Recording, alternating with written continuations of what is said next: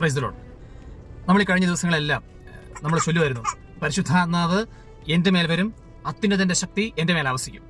ഇത് ചൊല്ലി ചൊല്ലി ചൊല്ലി ചൊല്ലി ചൊല്ലി ചൊല്ലി നമ്മുടെ ഉള്ളിൽ ഇപ്പൊ പരിശുദ്ധാത്മാവ് ഇങ്ങനെ നിറഞ്ഞിരിക്കുന്ന സമയമാണ്.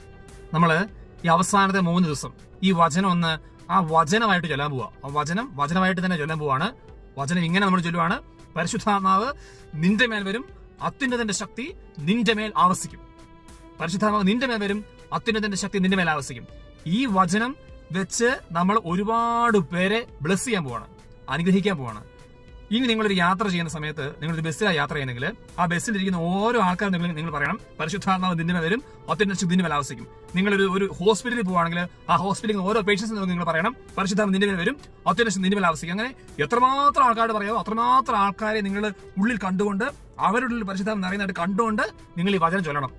അങ്ങനെ ചൊല്ലുമ്പോ ഈ വചനം ഒരുപാട് പേരുടെ ഉള്ളിലോട്ട്, ഒരുപാട് പേരുടെ ഉള്ളിലുള്ള പരിശുദ്ധാത്മാവിനെ ജ്വലിപ്പിക്കും, കത്തിക്കും.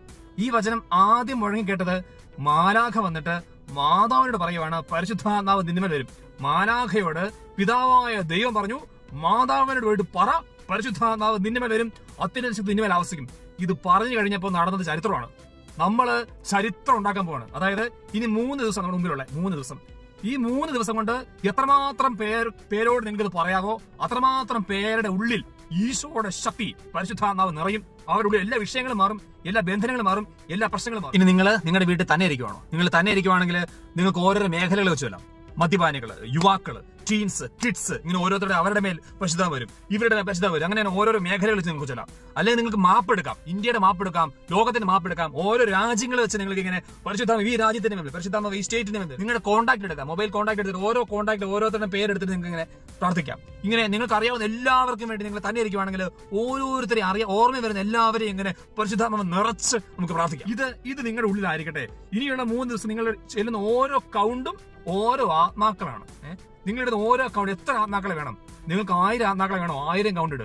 2000 ആത്മാക്കളെ 2000 കൗണ്ട് ഇട്. കാരണം വചനം പറയുന്നു, വിശ്വസിച്ചാൽ നീ ദൈവമുഖം ദർശിക്കും. വിശ്വസിച്ചാൽ ദൈവമുഖം ദർശിക്കും. നീ വിശ്വസിച്ചുകൊണ്ട് ഒരുത്തന്റെ മുഖത്ത് നോക്കി, ഒരുത്തന്റെ കണ്ണി നോക്കിയിട്ട് നീ പറയുക, പരിശുദ്ധാത്മാവ് നിന്നെ വരുമെന്ന് പറഞ്ഞാൽ അവന്റെ ഉള്ളിൽ പരിശുദ്ധാത്മാവ് നിറഞ്ഞിരിക്കും. അവന്റെ ഉള്ളിൽ പരിശുദ്ധാത്മാവ് വരുമ്പോൾ അവന്റെ ഉള്ളിലെ ബന്ധനങ്ങൾ വിട്ടുമാറും, വിഷമങ്ങളെ വിട്ടുമാറും, എല്ലാ പ്രശ്നങ്ങളും വിട്ടുമാറും.